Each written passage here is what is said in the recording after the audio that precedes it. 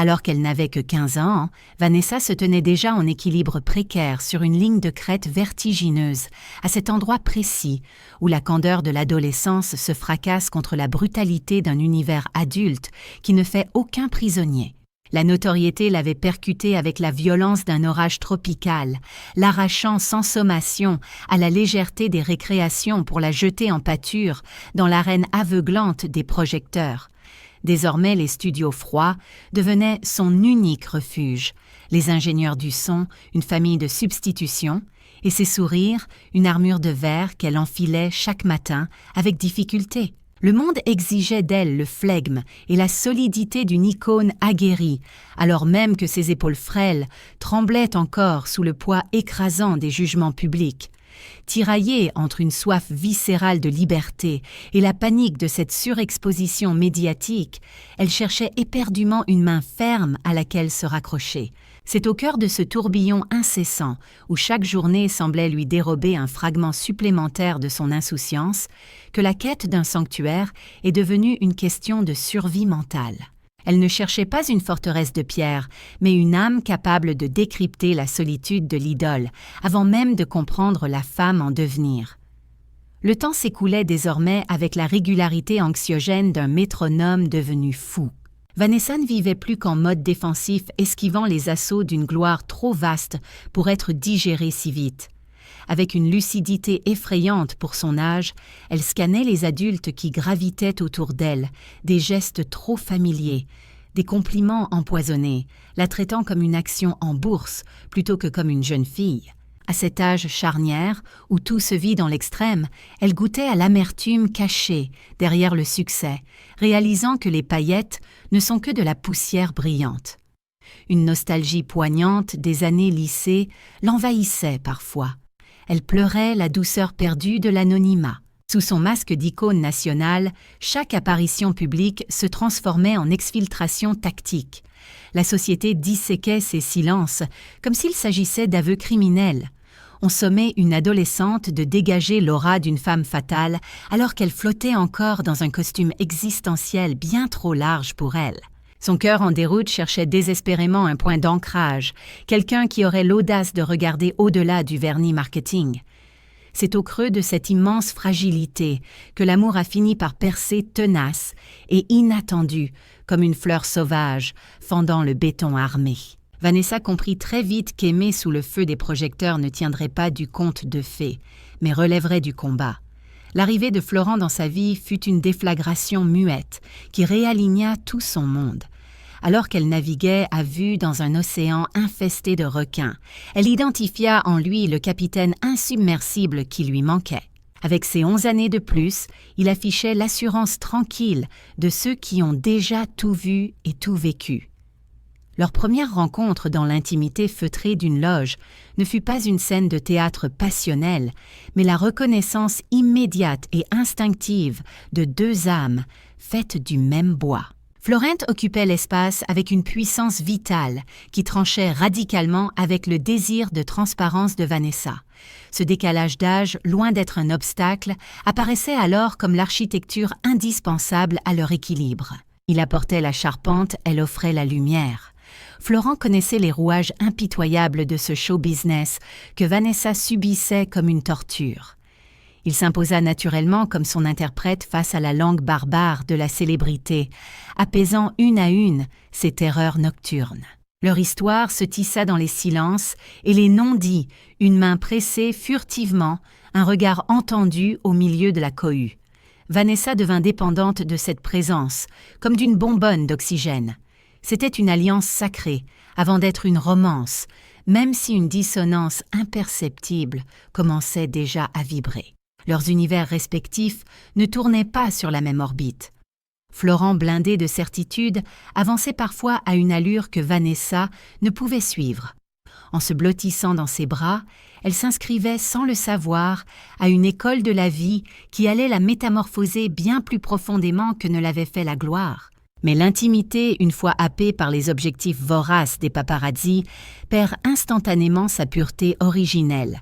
Ce que Vanessa et Florent cultivaient dans la pénombre fut traîné brutalement sous les néons crus offerts à la dissection morbide du grand public. Une presse vorace broda une narration toxique autour de leurs différences d'âge, transformant la tendresse de leurs regards en preuves accablantes. Vanessa découvrit alors la violence inouïe du tribunal moral populaire. On ne critiquait plus son talent, on faisait le procès de sa décence et de sa morale. Elle tenta d'abord de jouer l'indifférence riant des caricatures, soutenue par un Florent cuirassé qui revendiquait une liberté totale face aux censeurs. Pourtant, le venin s'infiltrait lent et insidieux. Chaque article acerbe venait grignoter un peu plus l'insouciance de leur passion. Ce qui aurait dû rester leur sanctuaire inviolable se transformait en une cage de verre où chaque geste était sali.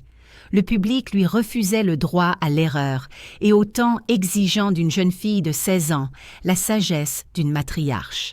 Si elle se sentait enfin exister près de lui, la facture émotionnelle était exorbitante.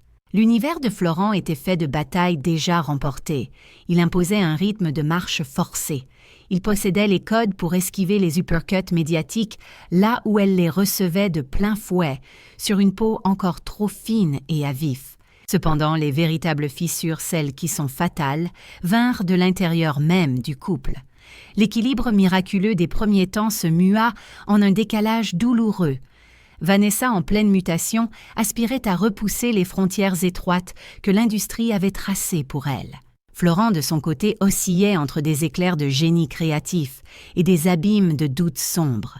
Cette intensité volcanique qui avait d'abord fasciné la jeune femme commençait à devenir une source d'effroi. Ses colères soudaines et ses mutismes impénétrables la laissaient totalement démunie. Les éclats de rire cédaient peu à peu la place à une distance inquiète. Il sentait confusément qu'elle lui glissait entre les doigts, qu'elle mûrissait en dehors de son influence. Ce no man's land émotionnel les désorientait. La communication se grippait. Vanessa, fuyant le conflit, par instinct, se heurtait à un Florent qui cherchait la vérité dans la friction. Ces deux tempéraments contraires finirent par s'entrechoquer. Plus il haussait le ton pour provoquer une réaction, plus elle se retranchait derrière un mur de silence. Une distance d'abord millimétrique finit par devenir un gouffre dévastateur. Ce ne fut pas un désamour soudain, mais un glissement de terrain lent et inéluctable. Vanessa sentait qu'à force de vouloir calquer son pas sur les enjambées de géant de Florent, elle perdait sa propre cadence. Un soir, cette révélation la frappa, avec la douleur d'un coup physique. Elle l'aimait éperdument, mais à ses côtés, elle était en train de disparaître, de s'effacer comme une aquarelle sous la pluie. C'était l'amorce d'une fin sans fracas, l'agonie lente d'une histoire qui avait consumé tout son oxygène trop vite. La rupture ne fut ni un coup de tonnerre, ni une tragédie lyrique, mais le retrait d'une marée basse, révélant les rochers tranchants. Vanessa avait saisi l'essentiel, ce premier grand amour avait été une collision nécessaire pour traverser une adolescence hostile. La séparation s'installa d'abord dans les corps, par un relâchement coupable, comme si son organisme comprenait avant son cerveau qu'il fallait lâcher prise pour ne pas couler. Les signes avant-coureurs saturaient l'atmosphère de leur quotidien des silences denses, comme du plomb des regards qui se fuient. Florent lui-même vacillait entre la volonté farouche de sauver leur histoire et la lucidité glaçante que leur édifice ne tenait plus debout. Le dénouement final eut lieu un soir dans la pénombre d'un appartement mal éclairé. Ils s'assirent face à face, non pas comme des adversaires mais comme deux naufragés sur le même radeau. Florent brisa le silence le premier d'une voix posée empreinte de résignation. Il ne chercha pas de coupable, n'évoqua aucune faute, parlant seulement de fatalité, de l'écart infranchissable des rythmes et du poids des attentes qu'il refusait désormais de lui imposer. Vanessa écoutait le cœur partagé entre une douleur sourde et un soulagement terrifiant. Elle comprit instantanément que c'était le coup de grâce. Il n'y avait ni trahison ni haine, juste le constat tragique de deux êtres qui s'étaient aimés passionnément sans jamais parvenir à synchroniser leurs montres. Au dehors, la machine médiatique s'emballait déjà, fabriquant de toutes pièces des scandales pour vendre du papier. Très peu devinèrent la vérité, pourtant si simple et profondément humaine. Leur histoire était la rencontre magnifique, mais impossible de deux trajectoires opposées. Vanessa, telle une fleur en pleine éclosion, ne pouvait supporter le poids d'une maturité d'adulte achevée. Florent ardent et entier ne pouvait se contorsionner indéfiniment pour entrer dans le monde fragile de la jeune femme. Il se séparait d'elle non par manque d'amour, mais par excès de réalité. Dans les semaines qui suivirent le départ de Florent, Vanessa traversa un paysage intérieur dévasté, fait de brumes nostalgiques, d'incompréhension et d'une fatigue existentielle qui semblait ronger jusqu'à ses os. Elle se surprenait à repasser en boucle le film de leur histoire, s'infligeant la torture douce amère des souvenirs heureux, une improvisation vocale au milieu de la nuit, une soirée d'hiver à refaire le monde en regardant la neige tomber, un sourire voler dans le reflet d'une vitrine parisienne. Ces images la réchauffaient autant qu'elle la poignardaient. Elle avait l'impression vertigineuse d'avoir perdu bien plus qu'un amant de passage. Elle avait perdu un mentor, un protecteur, une source de lumière indispensable dans la grisaille de sa vie publique. Mais au plus profond de ses entrailles, une petite voix tenace, celle de l'instinct de survie, lui murmurait que cette souffrance était le prix incompressible de sa liberté. Elle savait pertinemment que persister dans cette relation revenait à accepter de ne jamais devenir pleinement elle-même, de rester éternellement l'ombre portée d'un géant. La reconstruction ne fut pas une ligne droite, mais un sentier escarpé, ponctué de doutes abyssaux et d'élan soudain vers la vie. Vanessa dut réapprendre toute la grammaire de son quotidien, habiter ce silence nouveau, là où résonnait autrefois la voix tonitruante de Florent, et décider seule de respirer pour elle-même. L'après fut une période de clair-obscur, une saison indécise, suspendue entre l'hiver d'une fin et le printemps timide d'une renaissance. Elle avançait avec une douceur prudente, presque méfiante, comme une convalescente qui craint de rouvrir une plaie mal cicatrisée.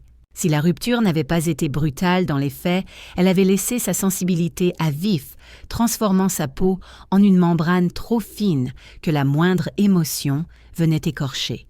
Elle se mit à déambuler plus lentement dans les rues de Paris, apprenant à écouter la texture du silence, observant le monde, avec cette curiosité hésitante propre à ceux qui doivent se réinventer pour ne pas disparaître. Le travail, heureusement, devint son ancre de salut.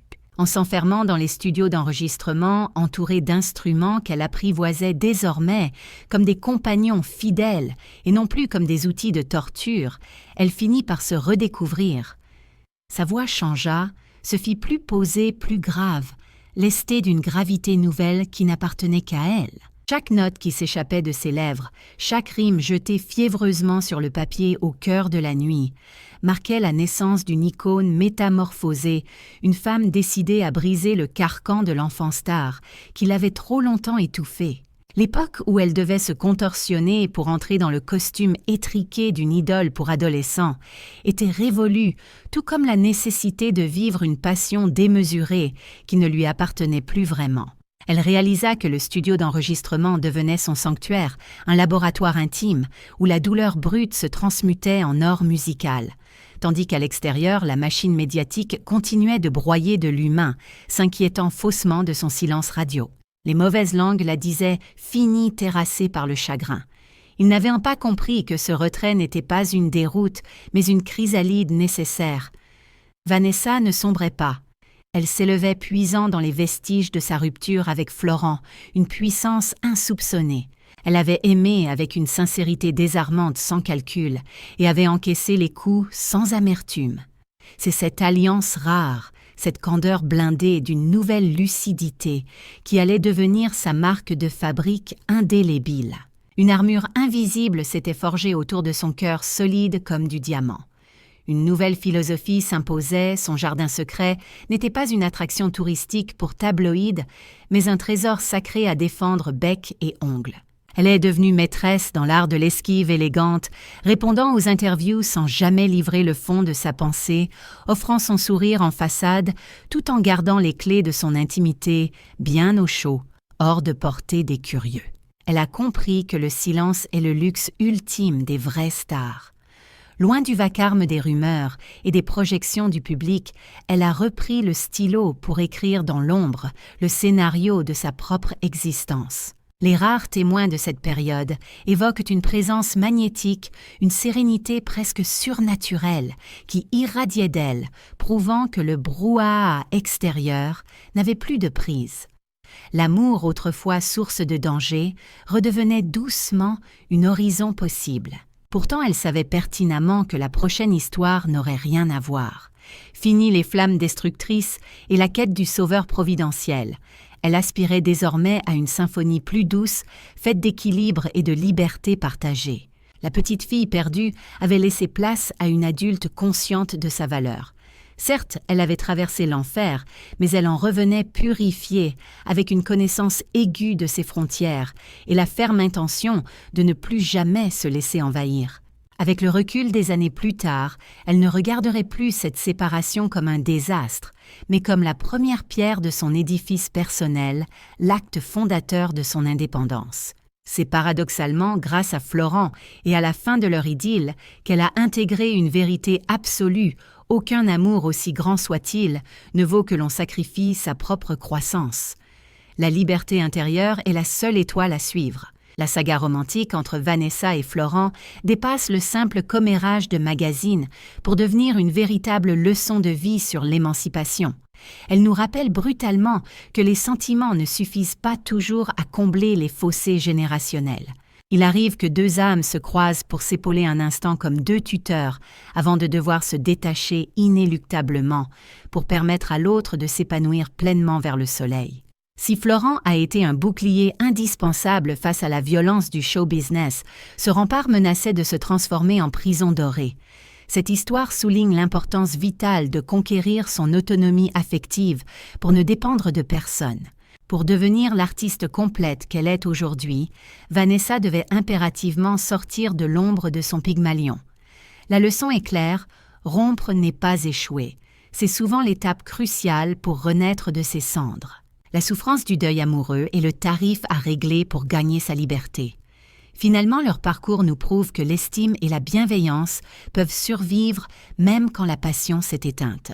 Réussir sa sortie se quitter sans se déchirer est peut-être la preuve d'amour la plus aboutie, transformant une blessure du passé en une force inébranlable pour affronter l'avenir en 2026.